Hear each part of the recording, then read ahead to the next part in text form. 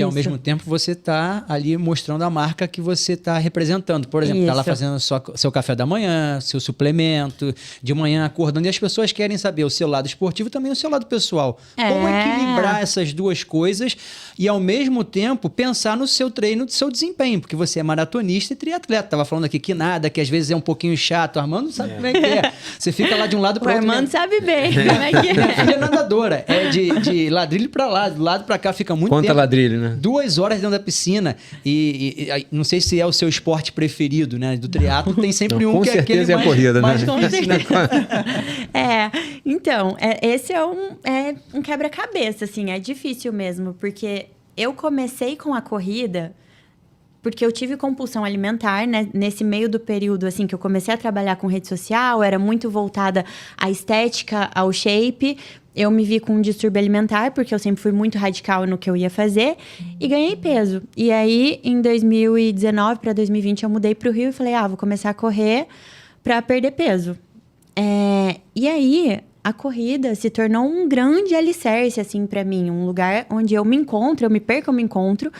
Mas também o meu conteúdo começou a migrar para o esporte e em um dado momento, né, dessa trajetória, eu comecei a me questionar. Eu faço esporte para postar ou eu faço esporte para mim? Então, assim, é muito fácil das coisas se perderem. E como eu não fui uma criança incentivada a essa disciplina, assim, do esporte, que é uma coisa que eu vivo hoje, para mim é realmente um desafio, assim, eu me pergunto mesmo, porque por dia são 3 horas de treino. E é um desgaste físico gigantesco. E o trabalho como influenciadora e criadora de conteúdo depende de estar com uma energia boa, de estar passando, assim, né? Eu acredito muito que a gente transmite um pouco do que a gente é pelo vídeo, pelas fotos. Então, eu tento... Eu tenho a minha planilha de treinos e hoje em dia o meu trabalho ele é ditado pela minha planilha. Por exemplo, um dia que eu vou pedalar 3 horas e correr 10 quilômetros depois, não é o dia que eu vou fazer o conteúdo da minha vida.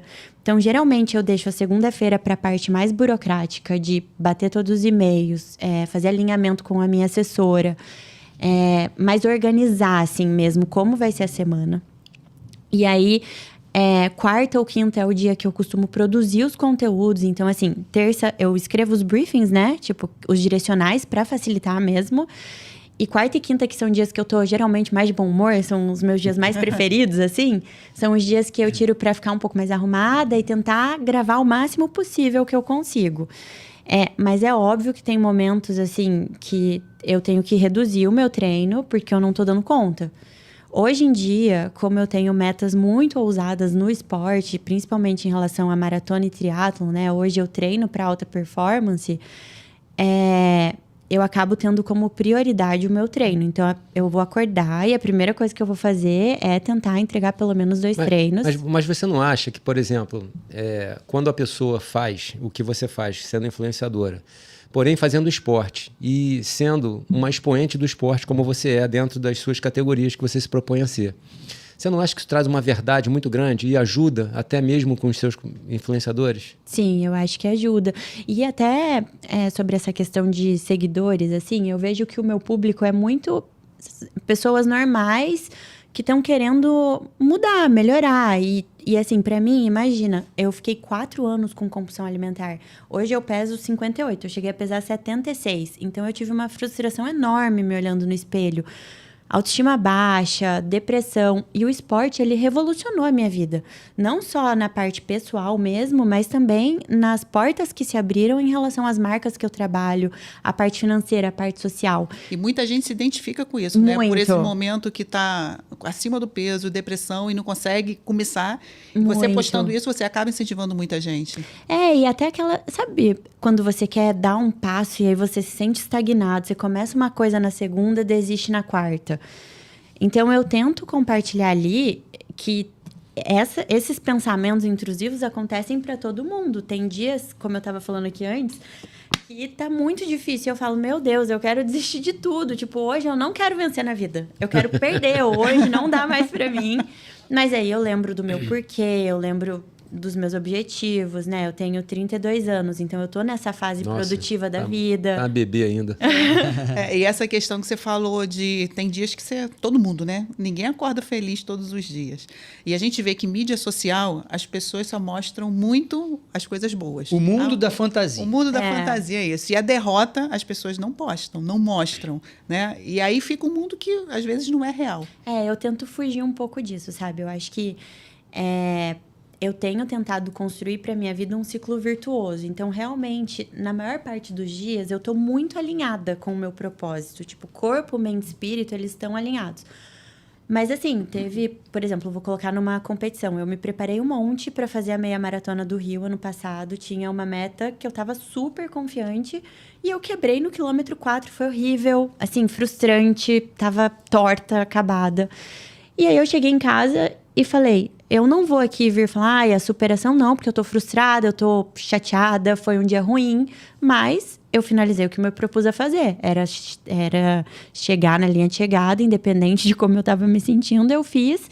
E eu tenho certeza que daqui a um tempo eu vou entender os ensinamentos que esse momento ruim me trouxe, E você sabe? mostrou isso? Mostrei. Só que você acredita que tem gente que fala assim, ai, que mimimi, é só uma prova, ai, não sei o quê. As pessoas, tipo... Não, eu me lembro uma vez que eu fui mal numa prova, aí tava sentado numa calçada, né, mal, cara, pô, comigo mesmo, mal. Aí chegou um cara, pô, meu irmão, para de besteira, cara, parece até que acabou o mundo. Eu falei, não, cara, não acabou o mundo, acabou o meu mundo. É isso. Você sabe o quanto você se dedicou, o quanto era importante pra você, o quanto de energia você colocou naquilo, né? Exatamente. Mas no caso do Armando, ele não postou. Você mostrou. Na minha época, acho que nem tinha, né? Então, Não tinha. mas a diferença é essa, porque ela fala aqui do julgamento, né? As pessoas estão sempre julgando. Mesmo se você estiver fazendo cara, não legal, tem jeito. eles vão achar, mas isso aí, ó, ela tá querendo só aparecer. O dia que você conseguir agradar os seus 450 mil seguidores, cara, você me fala. É verdade. É difícil mesmo. E eu não ligo muito, assim. As pessoas falam, eu leio, mas eu penso, ai, tá. Pois é, essa questão de haters, né? Conta um pouco isso aí, como é que funciona. Porque não tem como, isso que ele falou. 450 mil seguidores, não tem como não ter hater. Eu tive muito hater quando eu era desse segmento de estética e beleza e eu tive compulsão. E foi um momento mega difícil, porque é óbvio que eu tava acima do peso, as pessoas percebiam, e o meu tema era corpo.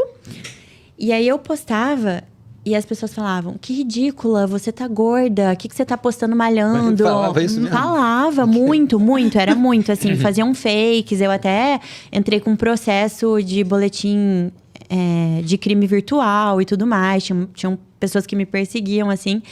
E aí, essa época, eu tava no meu pior momento, assim, tipo, com uma autoestima muito fragilizada.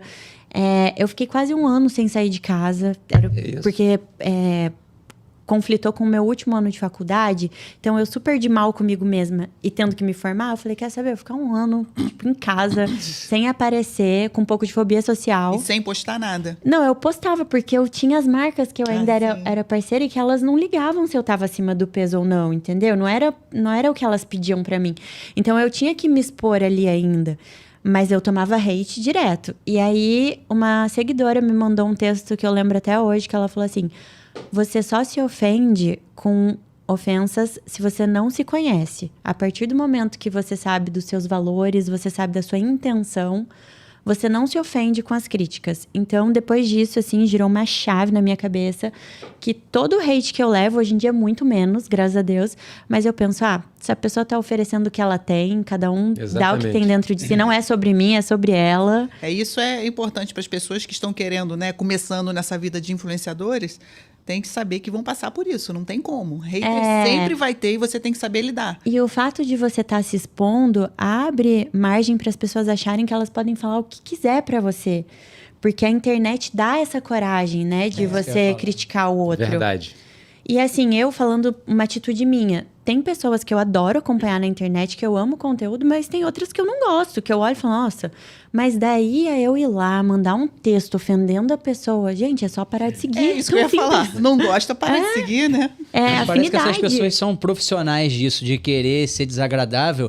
E às vezes a gente sente mesmo. Eu falo, por exemplo, lá no meu trabalho na Band News, a gente tem todos os jornais são transmitidos pelo YouTube. E tem o chat. A maioria, assim, 90%, a galera gosta ou faz uma crítica pertinente para você melhorar, mas tem um outro que não gosta e às vezes a gente se liga naquele e deixa aquilo mexer com a sua cabeça, que é uma parcela assim, mínima. Total. Não é? Então isso, pelo que você está falando, eu estou falando que acontece comigo, acontece com outros colegas, mas aqui a galera tá muito carinhosa com você aqui no nosso chat. Obrigada, Pode gente. mais.